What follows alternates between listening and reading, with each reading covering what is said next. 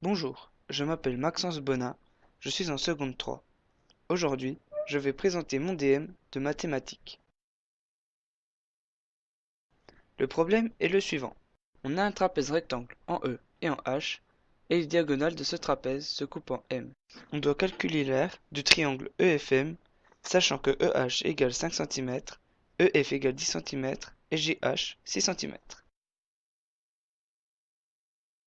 On invente le repère orthonormé d'origine E et d'échelle 1 cm. Les coordonnées de E sont 0, 0, F 10, 0, G 6, 5, H 0, 5 et on nomme les coordonnées de M, X, Y puisqu'on ne les connaît pas. Il s'agit de trouver d'abord les équations de droite EG et FH. La formule d'une équation de droite est Y égale mx plus p. Pour calculer M, on soustrait l'ordonnée de G à l'ordonnée de E que l'on divise par la soustraction de l'abscisse des deux points. Tous les points de la droite peuvent vérifier l'équation. Or, E appartient à EG. Donc, on peut remplacer x et y par les coordonnées de E dans l'équation. L'équation de EG est y égale 5 sixièmes de x. On calcule M, et comme f appartient à fh, on remplace x et y dans l'équation par les coordonnées de f.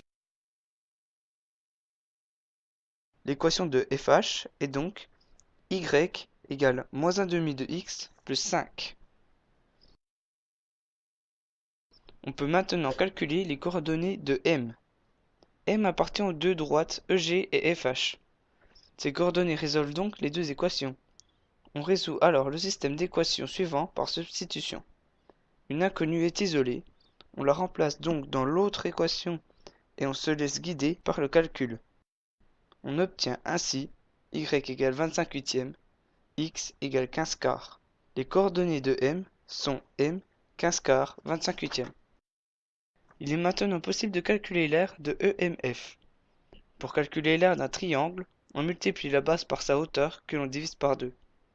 On prend pour base EF, soit 10 cm. La hauteur est donc l'ordonnée de M, soit 25 huitièmes cm.